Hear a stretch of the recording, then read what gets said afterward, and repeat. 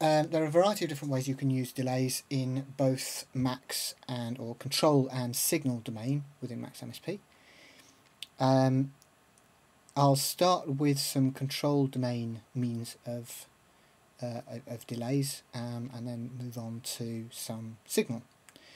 So I suppose there are two main objects which will give you or perform a delay function within the control domain, and those are a bit slow getting going, there we go, delay, oops,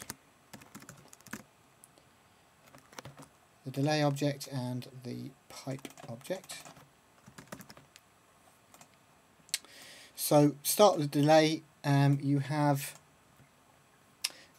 basically you can send it a message, which as it happens always has to be a bang message, and it will delay that bang by a specified amount. So obviously you can put that in as an argument, say 1000 milliseconds, and if I hit that we'll find that 1000 milliseconds later we get the bang out of the bottom.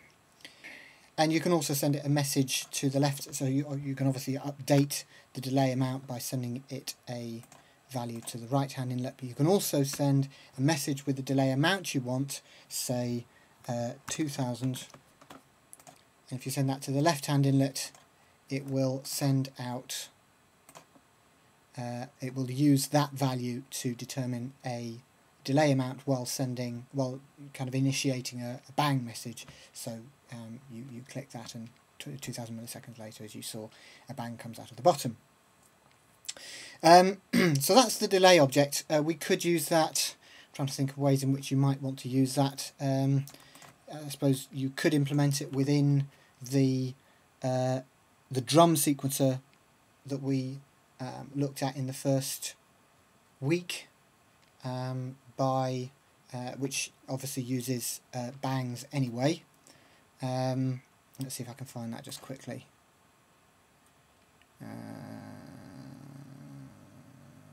Is exercises 1A. Yeah, here we are. So down here, for example, you could, because you're dealing with, let's get rid of that, put that in there.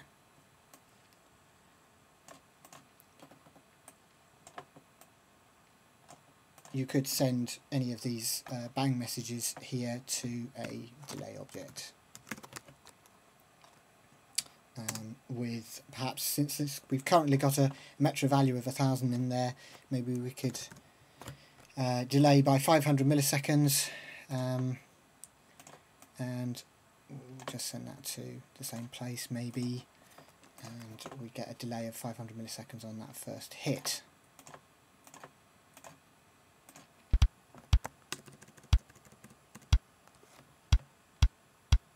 There you go. So not particularly exciting in that instance, but you can see how it works. A couple of things to remember about that delay object is that it will only accept one message at a time. So first of all, it will only accept bang messages or output a bang. So you can't use it to delay numeric values or other messages. And the second thing is that it will only accept one thing at a time. So if I were to lock the patch and click this button several times, you'll notice that nothing has yet come out of the bottom because it will only delay the last thing it receives. So 1000 milliseconds after I stop clicking, we get something out of the bottom. There you go. In fact, it's 2000 because if you remember, it was updated by this message box here.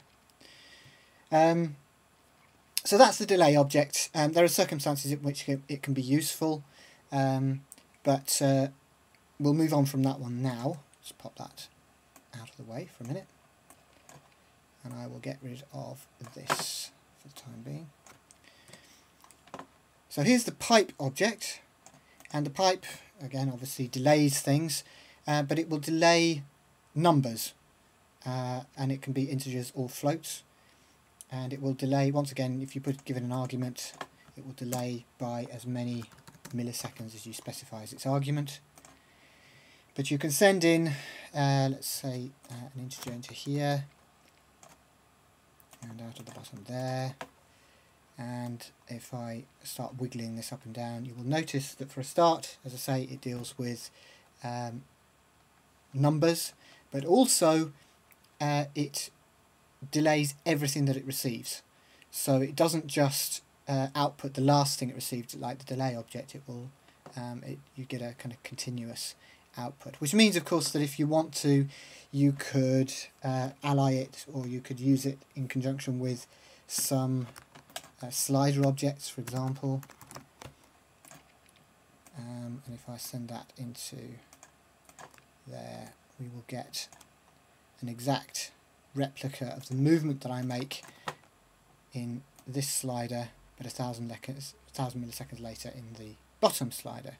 So that could be useful in some capacity. If you want it to deal with floats, you can, let's get rid of these for a minute. You can do so.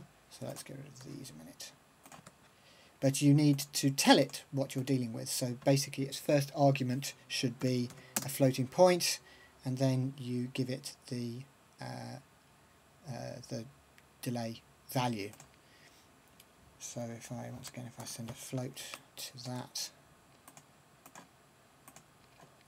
update it, it will now deal with floating point, which it wouldn't, of course, before. You can also have more than one thing being delayed. If you send in if you give it a second value, so basically the last number in the arguments will always be the delay amount. But if you put in arguments prior to those, they will each generate a new inlet, and you can use, and outlet incidentally, and you can use those independently to output your delays for each inlet, like that. Is that right? Apparently not. So why didn't that work? Because it will only update the left-hand value. So basically these will not output a delay value until you change the left-hand side. So in fact, really, you'd want all of those numbers to be updated concurrently. So how might that be useful? Well, conceivably, we could go back to, again, an early example, which might be our polytune sequencer, for example. This is a rather more busy than perhaps would be ideal, but never mind. So we could add a,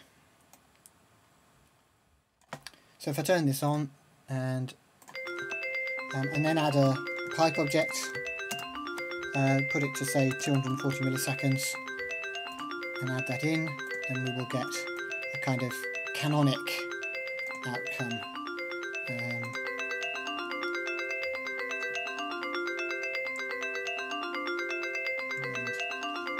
Once again, we could then specify, well, I don't know, we could give another pipe object, which would give a 480 maybe.